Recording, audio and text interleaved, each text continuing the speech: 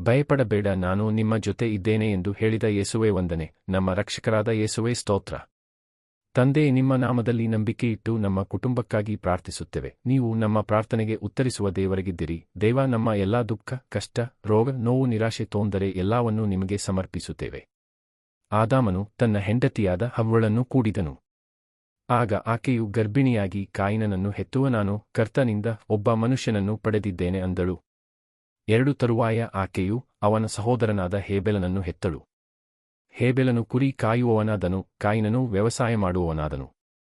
3 ಕಾಲಾಂತರದಲ್ಲಿ ಸಂಭವಿಸಿದ್ದೇನೆಂದರೆ, ಕಾಯಿನನು ಹೊಲದ ಫಲವನ್ನು ಕರ್ತನಿಗೆ ಕಾಣಿಕೆಯಾಗಿ ತಂದನು. 4 ಹೇಬೆಲನು ಸಹ ತನ್ನ ಮಂದೆಯಿಂದ ಕೊಬ್ಬಿದ ಚೊಚ್ಚಲಾದವುಗಳನ್ನು ತಂದನು. ಆಗ ಕರ್ತನು ಹೇಬೆಲನನ್ನು ಅವನ ಕಾಣಿಕೆಯನ್ನು ಗೌರವಿಸಿದನು. 5 ಆದರೆ ಕಾಯಿನನನ್ನು ಅವನ ಕಾಣಿಕೆಯನ್ನು ಆತನು ಗೌರವಿಸಲಿಲ್ಲ. ಆಗ ಕಾಯಿನನು ಬಹು ಕೋಪಗೊಂಡನು, ಅವನ ಮುಖವು ಕಳೆಗುಂದಿತು. 6 ಆಗ ಕರ್ತನು ಕಾಯಿನನಿಗೆ, ಯಾಕೆ ಕೋಪಗೊಂಡಿದ್ದೀ? ಯಾಕೆ ನಿನ್ನ ಮುಖವು ಕಳೆಗುಂದಿತು? 7 ನೀನು ಒಳ್ಳೆಯದನ್ನು ಮಾಡಿದರೆ ಅಂಗೀಕರಿಸಲ್ಪಡುವುದಿಲ್ಲವೇ? ನೀನು ಒಳ್ಳೆಯದನ್ನು ಮಾಡದೆ ಹೋದರೆ ಪಾಪವು ಬಾಗಲಲ್ಲಿ ಹೊಂಚಿಕೊಂಡಿರುವುದು, ನಿನ್ನ ಮೇಲೆ ಅದಕ್ಕೆ ಆಶೆ ಇರುವುದು, ನೀನು ಅದನ್ನು ಆಳಬೇಕು ಎಂದು ಹೇಳಿದನು. 8 ಆಗ ಕಾಯಿನನು ತನ್ನ ಸಹೋದರನಾದ ಹೇಬೆಲನ ಸಂಗಡ ಮಾತನಾಡಿದನು. ತರುವಾಯ ಆದದ್ದೇನೆಂದರೆ, ಅವರು ಹೊಲದಲ್ಲಿದ್ದಾಗ ಕಾಯಿನನು ತನ್ನ ಸಹೋದರನಾದ ಹೇಬೆಲನಿಗೆ ವಿರುದ್ಧವಾಗಿ ಎದ್ದು ಅವನನ್ನು ಕೊಂದುಹಾಕಿದನು. 9 ಆಗ ಕರ್ತನು ಕಾಯಿನನಿಗೆ, ನಿನ್ನ ಸಹೋದರನಾದ ಹೇಬೆಲನು ಎಲ್ಲಿ ಅಂದನು. ಅದಕ್ಕವನು, ನಾನು ಅರಿಯೆನು, ನನ್ನ ಸಹೋದರನನ್ನು ನಾನು ಕಾಯುವನೋ ಅಂದನು. 10 ಆತನು, ನೀನು ಮಾಡಿದ್ದೇನು? ನಿನ್ನ ಸಹೋದರನ ರಕ್ತದ ಸ್ವರವು ಭೂಮಿಯಿಂದ ನನ್ನನ್ನು ಕೂಗುತ್ತದೆ.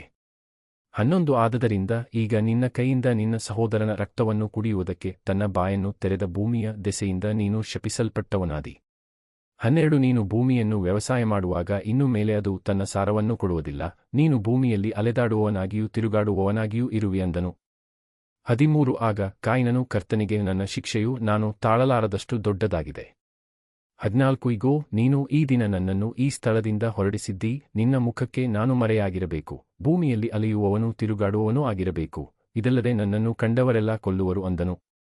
15 ಆದದರಿಂದ ಕರ್ತನು ಅವನಿಗೆ, ಕಾಯಿನನನ್ನು ಕೊಲ್ಲುವವನು ಯಾವನೋ ಅವನು 7ರಷ್ಟು ಪ್ರತಿದಂಡನೆ ಹೊಂದುವನು ಎಂದು ಹೇಳಿದನು. ಕಾಯಿನನನ್ನು ಕಂಡವರು ಕೊಲ್ಲದ ಹಾಗೆ ಕರ್ತನು ಅವನ ಮೇಲೆ ಒಂದು ಗುರುತು ಇಟ್ಟನು. ನೀವು ಮೊದಲನೇ ಸರಿ ನಮ್ಮ ಚಾನಲ್ಗೆ ಬಂದಿದ್ದಾರೆ, ಸಬ್ಸ್ಕ್ರೈಬ್ ಮಾಡಿ, ಶೇರ್ ಮಾಡಿ, ವಿಡಿಯೋವನ್ನು ಲೈಕ್ ಮಾಡಿ, ನಿಮ್ಮಿಂದ ನಮಗೆ ಸ್ಫೂರ್ತಿ ಸಿಗುತ್ತೆ.